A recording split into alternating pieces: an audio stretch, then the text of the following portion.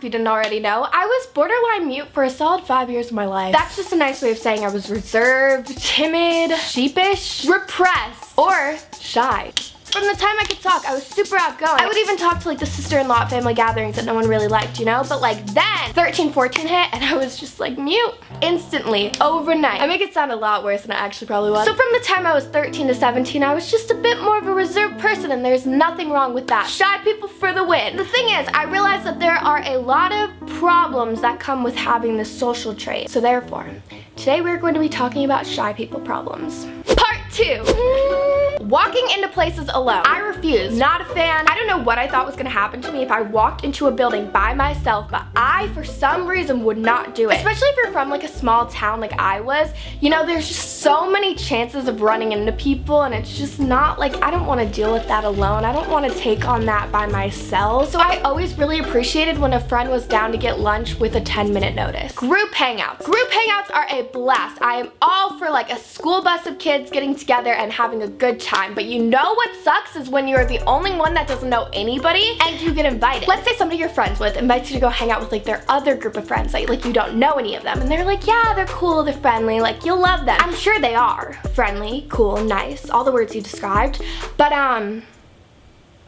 still, I never felt the most like secure in those situations, because you show up, you get introduced to people and stuff, but then they're all friends and you're just kind of like the odd one in, and I never really was like a huge fan of it. Like now I love it, I thrive in it, you know? I'm just like, okay, I don't know any of you, so I can do whatever I want. But back then I was just a little like hesitant, you know, a little reserved in those situations. People thinking you hate them. It is so annoying, which like I can see where they're coming from, you know? It's not like an unreasonable thing to think. It's kind of like I'm a person of kindness, loving, caringness, and like hate isn't in my vocabulary, but some reason people still think that. I don't really know the psychology behind why they think it, but I feel like I can kind of understand it. But that doesn't take away the fact that it's a problem. People would always get to know me and be like, I thought you hated me when you first met me. I was like, no, I was just chilling. I had no opinion on you. I thought you were like really cool, you know?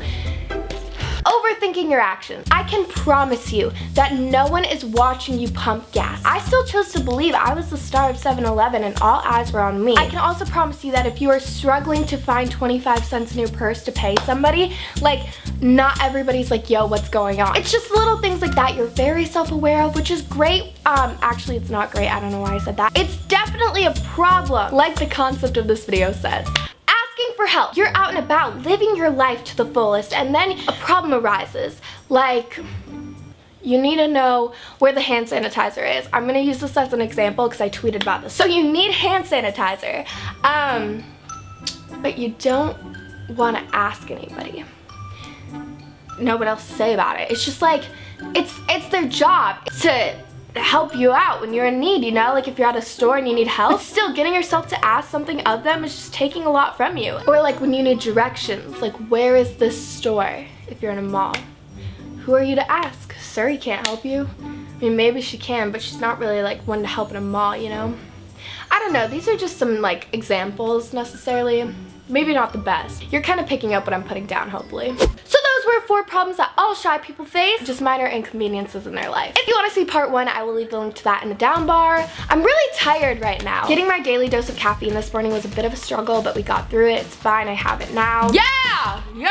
Coco, where are you? Make sure to give this video a thumbs up and subscribe if you guys liked it. Also, make sure to comment down below and let me know what shy people problems you've faced. If you are shy or if you're outgoing, make sure to leave a comment down below and let me know what problems you face being outgoing. Comment any other video requests y'all have. Also, make sure to go follow me on my Instagram. I don't really know what else I have to say. So on that note, I love you guys so much. Thank you guys so much for watching this video, and bye guys!